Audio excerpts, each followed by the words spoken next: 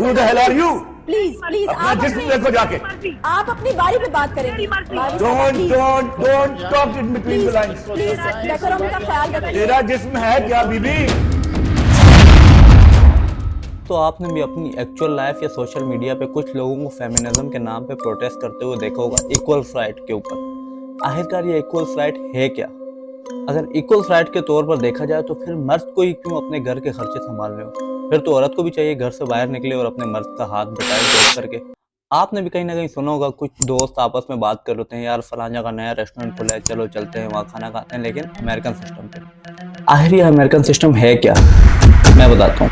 दरअसल अमेरिका में एक निज़ाम चलता हुआ आ रहा है कि मियाँ बीवी दोनों को जॉब करनी पड़ती है अपने घर को चलाने के लिए। मतलब कि मर्द जितना हिस्सा अपने घर में डाल रहा है जॉब करके, औरत को भी उतना हिस्सा ही अपने घर में डालना पड़ता है जॉब करके। अगर इस्लाम के हिसाब से देखा जाए तो इस्लाम कहता है मर्द बाहर जाके पैसे कमाएगा और औरत घर पर रह के अपने घर को संभालेगी। अब इसका ये मतलब नहीं कि इस्लाम औरतों को जॉब करने से मना कर रहा है, उन पर पाबंदी लगा रहा है। अगर आप पाकिस्तान में देखेंगे तो आपको हर शोबे में औरतें जॉब करते हुए नजर आएंगी और अच्छे डेजिग्नेशन पर जॉब करते हुए नजर आएंगी। मेरा ये मानना है कि जितनी इज्जत और जितनी आज़ादी इस्लाम ने औरतों को दी है शायद ही किसी ने दी हो।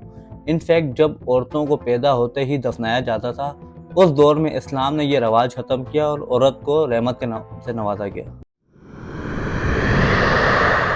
मेरा जिस्म मेरी मर्जी, आखिर स्लोगन का मतलब क्या है? मेरा जिस्म मेरी मर्जी का बुनियादी मकसद ये है कि अगर औरत प्रोस्टिट्यूट बनना चाहती है तो उसको कोई ना रोके, अगर औरत जिस्म फरोशी करना चाहती है तो उसको कोई ना रोके, अगर औरत अबॉर्शन करवाना चाहती है तो उसको कोई ना रोके। ये आखिरकार चल क्या रहा है? ये जो औरतें मुकम्मल तौर पे आज़ादी मांगना चाह रही हैं, आखिर इस आज़ादी के पीछे है क्या?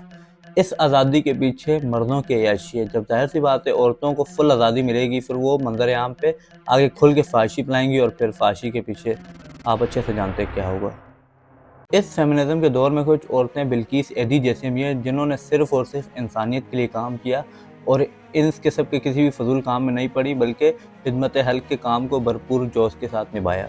और कुछ औरतें मारवी सरमत जैसी हैं जो इन फजूल एक्टिविटीज़ में इन्वॉल्व होकर शरीफ घर की लड़कियों का ब्रेन वॉश करती हैं और इनके दिमाग में ये चीज़ डाली जाती है कि ज़रूरी नहीं कि आप शादी करें, आप तो शौहर हो, आप बॉयफ्रेंड भी बना सकती हैं, अपने दोस्त बना सकती हैं, फ्रेंड्स विद बेनिफिट्स वाला सीन भी कर सकती हैं। अब देखा जाए तो ये तो गधे घोड़ वाला हिसाब है। जाहिर सी बात है जब जानवर आपस में हमदर्दी करते हैं तो वो ये नहीं देखते कि सामने कौन है, मियाँ बीवी, उनमें ये वाला कॉन्सेप्ट ही नहीं है, तो वो ये जानवरों वाला निज़ाम रवायज करना चाहती है। इस्लाम में औरत का मकाम का अंदाज़ा इस बात से लगा लें कि माँ के पाँव के नीचे जन्नत रखी गई है। माँ कौन है? औरत ही है ना। इतना बड़ा शर्फ किसी मर्द को तो हासिल नहीं। और एक और बात ये कि ये जो औरत मार्च हो रहे होते हैं इसमें आपको औरतों से ज़्यादा जो है ना ख्वाजा सलाह नजर आएंगे, ट्रांसजेंडर। इनका क्या काम बनता है? ये प्रोटेस्ट में शरीक होते हैं क्योंकि ये ना ही में आते हैं ना शी में आते हैं। अब इसका ये मतलब नहीं कि ट्रांसजेंडर के कोई हकूक़ नहीं। जाहिर सी बात है ख्वाजा सलाह दुनिया में आया, अल्लाह पाक ने किसी को भी इस दुनिया में बगैर मकसद के नहीं भेजा। लेकिन ये औरत मार्च में ट्रांसजेंडर का क्या काम मुझे समझ नहीं आती। मैंने आज तक जितने भी ट्रांसजेंडर के मसाइल सुने थे वो थे सबसे ज़्यादा सीनाइसिस के, लेकिन वो तो अब सीनाइसिस भी बनने लग गए हैं ट्रांसजेंडर के।